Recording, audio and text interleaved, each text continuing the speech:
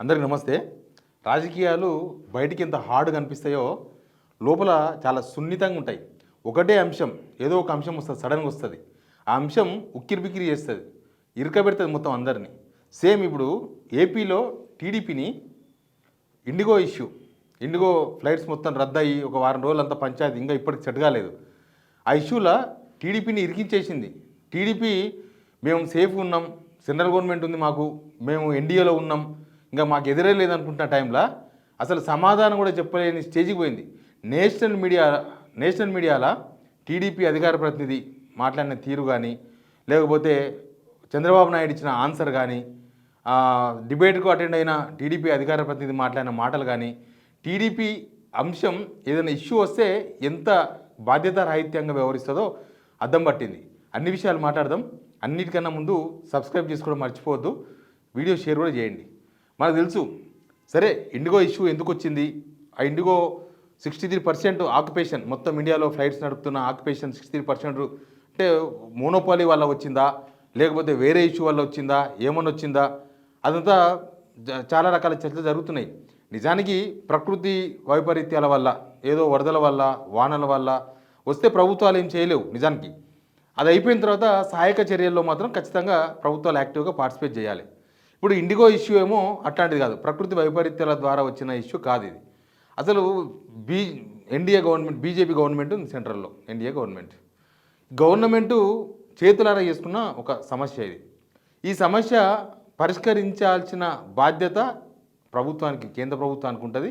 కేంద్ర ప్రభుత్వం అంటే ఓన్లీ ప్రధానమంత్రే కాదు, ఆ ప్రభుత్వంలో ఉన్న భాగస్వామ్య పార్టీలు, లేకపోతే ఆ ప్రభుత్వంలో ఉన్న కేంద్ర మంత్రులు, అందరి బాధ్యతనే. కానీ ఇండిగో ఇష్యూకి వచ్చే వరకు మాత్రం టీడీపీ చేతులు ఎత్తేసింది, మాకేం సంబంధం లేదు, కేంద్రమే చూసుకుంటుందని.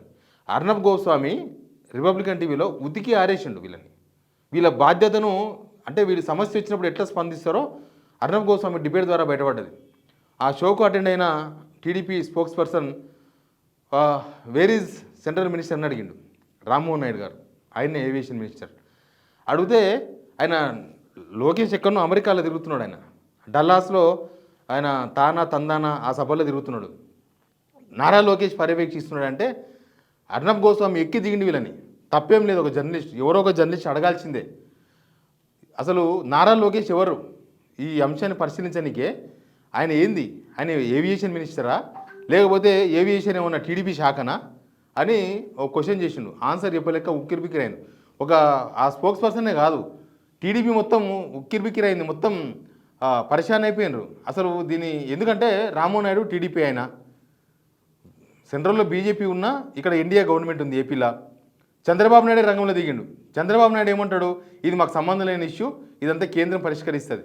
కేంద్రం అంటే ఓన్లీ మోడీ అయినా కాదు, రామ్మోహన్ నాయుడు కూడా కేంద్రంలో ఉన్నారు. ఇప్పుడు చంద్రబాబు నాయుడు కూడా ఆ ప్రభుత్వంలో ఉన్నారు, ఎన్డీఏ ప్రభుత్వంలో ఉన్నారు. కానీ ఆయన కూడా తప్పించుకునే ప్రయత్నం చేసిండు. అయితే టీడీపీ అలవాట్లో పొరపాటు కాదు ఇది, వాళ్ళకి అలవాటే. ఎవరైతే వాళ్ళని ప్రశ్నిస్తారో టీడీపీని, ఎవరైతే టీడీపీ తప్పులను ఎత్తి చూపిస్తారో, ఎవరైతే చంద్రబాబు నాయుడు వ్యవహారాలను, నిజ స్వరూపాలను బయట పెడతారో వాళ్ళని బైకాట్ చేసి పడేస్తారు సింపుల్గా. ఆ మీడియాని బైకాట్ చేస్తారు. వాళ్ళు బైకాట్ చేయింది కేవలం పచ్చ మీడియానే. పచ్చ మీడియా అని నేను అనకూడదు, కానీ వాళ్ళే మాట్లాడుకుంటున్నారు. ఏబిఎన్లో కూర్చున్న టీడీపీకి ఇస్తే పచ్చ మీడియానే మమ్మల్ని కాపాడింది, పచ్చ పార్టీని అన్నాడు. కాబట్టి ఇంక మనం అఫీషియల్గానే మాట్లాడవచ్చు దాని మీద. వాళ్ళు కాపాడే ప్రయత్నం చేసిండు. టీడీపీ వాళ్ళని మాత్రం బైకాట్ చేయలేదు. మిగతా వీళ్ళ మీద వార్తలు వేసే, వీళ్ళ ప్రభుత్వంలో ఉండే లొసుగులో, లేకపోతే వీళ్ళ ప్రభుత్వ వైఫల్యాలో ఏమున్నా సరే వాటిని ఎత్తి చూపే మీడియాను వీళ్ళు బైకాట్ చేసి పడేస్తారు. వీళ్ళు గవర్నమెంట్లో ఉన్నప్పుడు ఇట్లాంటివి ఎక్కువ జరుగుతూ ఉంటాయి. ఏకంగా అర్నబ్ గోస్వామి డిబేట్ను రిపబ్లికన్ టీవీనే బైకాట్ చేసిండ్రు. అసలు పచ్చ మీడియాని అయితే మేనేజ్ చేయొచ్చు వీళ్ళు, కానీ మిగతా మీడియాలు మేనేజ్ చేయలేరు కదా. రిపబ్లికన్ టీవీని మేనేజ్ చేయలేకపోయారు. ఇంకో అంశం ఏంటంటే రిపబ్లికన్ టీవీ కొంచెం బీజేపీ ఫ్లేవర్ ఉంటుంది. ఆ బీజేపీ ఫేవర్ ఉన్న ఛానలే టీడీపీ ఫెయిల్యూర్ను ఎండగట్టింది. అది ప్రాబ్లం వీళ్ళకి. అసలు దీని వెనుక ఏం ప్లాన్లు ఉన్నాయి, బీజేపీ కావాలని టీడీపీని టార్గెట్ చేసి ఇరికించిందా, టీడీపీ ఫెయిల్ అవుతుంది అని దేశమంతా, ఏపీ ప్రజలకు ఎట్లా తెలుస్తుంది, దేశమంతా కూడా తెలవాలన్న ఉద్దేశంతోన చెప్పే ప్రయత్నమా, లేకపోతే చంద్రబాబు నాయుడు పెట్టే డిమాండ్లు పరిష్కరించలేక బీజేపీ ఆడిన గేమ్లో వీళ్ళు పావైనరా, బీజేపీ సెంట్రల్ గవర్నమెంట్లో మోడీ ఆడిన గేమ్లో చంద్రబాబు నాయుడు బుగ్గా అయిందా, ఏం జరిగిందో తెలియదు. కానీ ఓవర్ రియాక్షన్ లాస్ట్కి వీళ్ళనే దోషులుగా నిలబెట్టింది టీడీపీని. అసలు బీజేపీ కూడా ఈ విషయంలో అంత బంధం కాలేదు. బీజేపీ విషయానికి వచ్చేవరకేమో ఆ సంస్థ ఆ ఇండిగో వాళ్ళకు మోనాలిజం వాళ్ళకు అంత హక్కులు ఇవ్వడంతోన వాళ్ళకి అంత అవకాశం ఇవ్వడంతోన వాళ్ళ ఫ్లైట్లు తిరిగితే తప్ప మనకి ఇక్కడ రవాణా సౌకర్యాలు లేకపోవడం ఇదంతా వాళ్ళ మీదకి పోయింది. కానీ నిర్లక్ష్యం మాత్రం టీడీపీ మీదకే వచ్చింది. టీడీపీ లీడర్లు మాట్లాడిన నిర్లక్ష్యపు మాటలు, చంద్రబాబు మాట్లాడిన నిర్లక్ష్యపు మాటలు, లేకపోతే రామ్మోహన్ నాయుడు కొన్ని రోజులు 2 రోజులు కనబడకుండా పోవడం, ఆయన తర్వాత ఎప్పుడో వచ్చి మేము కంట్రోల్ చేస్తున్నాం ప్రైసెస్ 15,000 7,000 అని చెప్పి ఏదో ఒక చార్ట్ విడుదల చేయడం, ఇదంతా కూడా వీళ్ళ బాధ్యతారాహిత్యంగా బయటికి అనిపించింది. అయితే వీళ్ళు ఈ పచ్చ మీడియా మనం చెప్తే వింటారు కదా, మీడియా వాళ్ళు మనం ఏం చెప్తే అది ఏబిఎన్లో వింటారు, మనం ఏం చెప్తే అది ఇంకొక టీవీలో వింటారు, మనం ఏం చెప్తే అది ఇంకొక పేపర్లో వింటారు, మనం ఏం చెప్తే అదే పేపర్లో రాస్తారు అని వీళ్ళకి బాగా అలవాటు. సేమ్ అర్నబ్ గోస్వామిని కూడా బెదిరిద్దామని ప్రయత్నం చేసిండ్రు. కానీ అర్నబ్ గోస్వామి మళ్ళీ చీల్చి చెండాడిండు.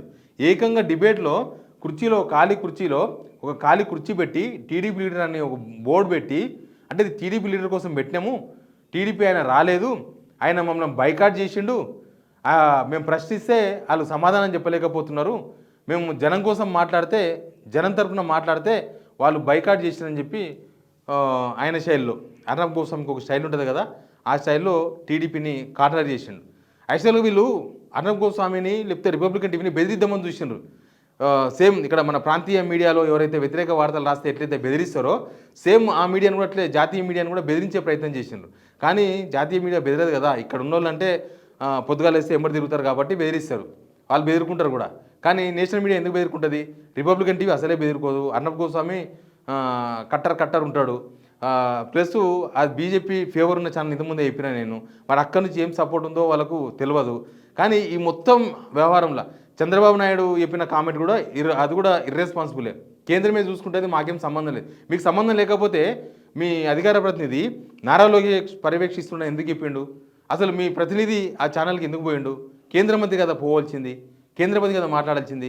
ఇంకా మొత్తం ఇదంతా ఇష్యూ అయిపోయిన తర్వాత ఇక్కడున్న టీడీపీ సపోర్టెడ్ మీడియా అంతా అసలు అర్నబ్ గోస్వామిని టార్గెట్ చేస్తూ కథనాలు తయారు చేసిండ్రు. అర్నబ్ గోస్వామి ఎగిరిండని, అర్నబ్ గోస్వామి డ్యాన్స్ చేసిండని, ఆయన పైత్యం అంతా చూపించిండని, ఆయన మొత్తం టీడీపీని కావాలని టార్గెట్ చేసిండని, ఆయన టార్గెట్ ఇండిగో కాదు, ఆయన టార్గెట్ టీడీపీ అని, ఆయన తెలుసు కదా ఇంకా వైసీపీతో పాటు వైసీపీ లైన్లో ఉన్నాడని సోషల్ మీడియాలో అది కూడా పెట్టిండ్రు. ఇట్లా మొత్తం కూడా ఇరుక్కపోయిన తర్వాత అక్కడ నుంచి బయటపడేందుకు చాలా ప్రయత్నాలు చేసి చివరికి ఈ మొత్తం ఇష్యూలో టీడీపీ వ్యవహారం ఏంది, వీళ్ళ అసలు స్వరూపం ఏంది, ఏదైనా జనానికి ఇష్యూ వచ్చినప్పుడు బాధ్యతగా వ్యవహరించాలి. ఇండిగో ఇష్యూ వచ్చింది, ఇండిగో ఇష్యూ వచ్చినప్పుడు సెంట్రల్ గవర్నమెంట్ చూసుకుంటుంది. కానీ ఆ సెంట్రల్ గవర్నమెంట్లో మీ పార్టీ ఎంపీ సెంట్రల్ మినిస్టర్ ఉన్నాడు. సెంట్రల్ మినిస్టర్గా ఉన్నప్పుడు ఆ బాధ్యత మీ పార్టీ పైన కూడా ఉంటుంది. ఆ రామ్మోహన్ నాయుడు కనబడాడు, చంద్రబాబు నాయుడు ఇర్రెస్పాన్సిబుల్గా మాట్లాడతాడు, నారా లోకేష్ అమెరికాలో తిరుగుతాడు, ఎవరో అధికార ప్రతినిధి ఏదో టీవీ పోయి అడ్డమైన మాటలు మాట్లాడతాడు, లోకేష్ పర్యవేక్షిస్తున్నాడు. అంటే రామ్మోహన్ నాయుడు ఉత్తదేనా కేంద్ర మంత్రి పనికిరాడని డిసైడ్ చేసిందా టీడీపీ? నారా లోకేష్ పర్యవేక్షిస్తున్నాడని చెప్పిండు, మా రామ్మోహన్ నాయుడు పర్యవేక్షిస్తున్నాడని చెప్తే కొద్దిసేపు ఆ మాటకు విలువ ఉండేది, అసలు ఇంత కాంట్రవర్సీ కూడా అయ్యేది కాదు. కానీ రామ్మోహన్ నాయుడుని పొగిడితే ఆ స్పోక్స్ పర్సన్కి చాలా ప్రాబ్లమ్స్ వస్తాయి కాబట్టి ఆయన నారా లోకేష్ని పొగిడిండు. ఇట్లా మొత్తం కూడా ఈ ఇష్యూలో టీడీపీ కార్నర్ అయింది. ప్లస్ టీడీపీ ఒక సమస్య వస్తే ఎట్లా తప్పించుకుంటారో ఈ ఇష్యూ ఒక ఉదాహరణ కూడా నిలిచింది. ఈ రేపు ఏపీకి ఏదైనా ఇష్యూ వచ్చినప్పుడు కూడా బహుశా వీళ్ళ వ్యవహారం ఇట్లే ఉంటుందేమో.